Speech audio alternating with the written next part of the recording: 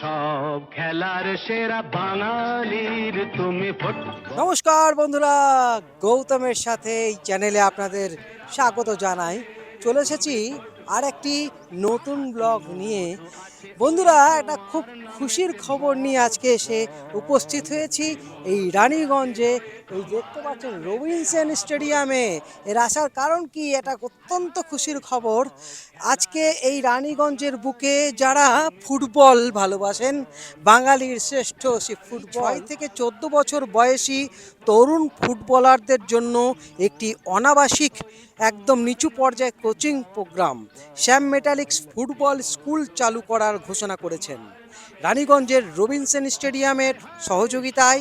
এবং সেখানে এই প্রোগ্রামটি পরিচালিত হবে এবং অর্জুন পুরস্কার প্রাপ্ত এবং প্রাক্তন ভারতীয় আন্তর্জাতিক ফুটবলার দীপক কুমার মণ্ডলের নেতৃত্বে থাকবেন। এই উদ্যোগের লক্ষ্য হলো এই অঞ্চলের তরুণ প্রতিভাদের জন্য একটি কাঠামোগত প্ল্যাটফর্ম তৈরি করা, যাতে তারা অল্প বয়সে পেশাদার প্রশিক্ষণ গ্রহণ করতে পারে। একই সাথে পশ্চিমবঙ্গের শিল্পাঞ্চল পর্যায় থেকে ফুটবল ইকোসিস্টেমকে শক্তিশালী করে। এই উদ্যোগের মাধ্যমে শ্যাম মেটালিক্স ফুটবল উন্নয়নের প্রতি তার প্রতিশ্রুতি প্রসারিত করে চলেছে।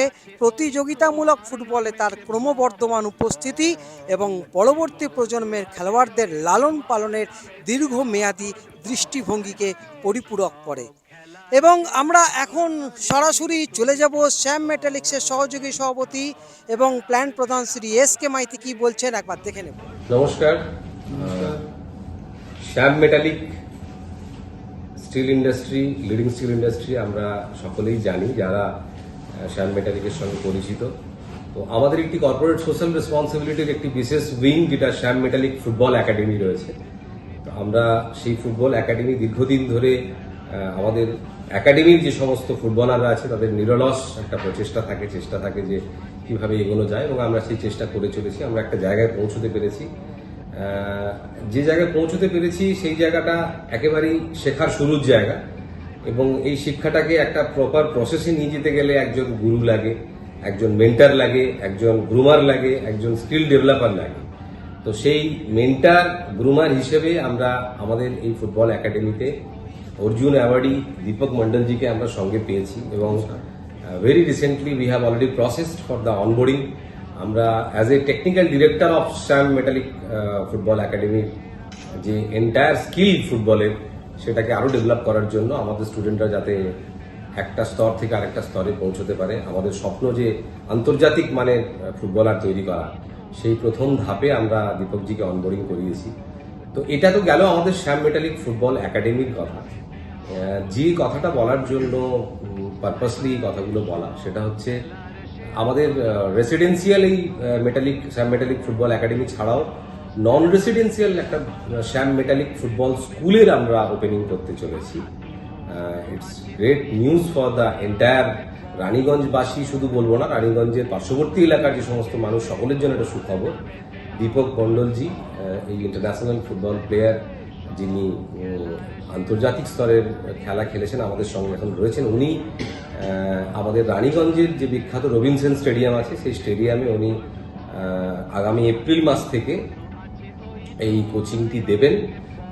মোটামুটি 6 বছর থেকে 14 বছর বয়সী যারা, তারা এই প্রশিক্ষণটা পাবে দীপকজির কাছ থেকে, এবং অদূর ভবিষ্যতে আরও অনেক নতুন নতুন ফুটবলার তৈরি হবে ওনার প্রশিক্ষণের মাধ্যমে। এটা একটা আশা আমাদের, এবং এটা আমাদের কাছে গর্বের বিষয় যে আমরা ওনাকে সঙ্গে পেয়েছি এবং উনি এটা করতে রাজি হয়েছেন।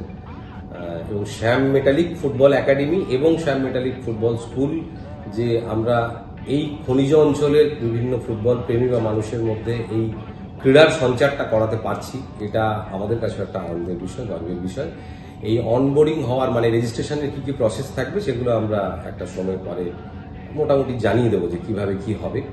আর আমাদের যে ফুটবল কোচ, আমাদের অনবোর্ড যে ইন্দ্রনীল রয়েছে, ও পরে এই বিষয়গুলোকে আরও বিস্তারিত জানিয়ে দেবে।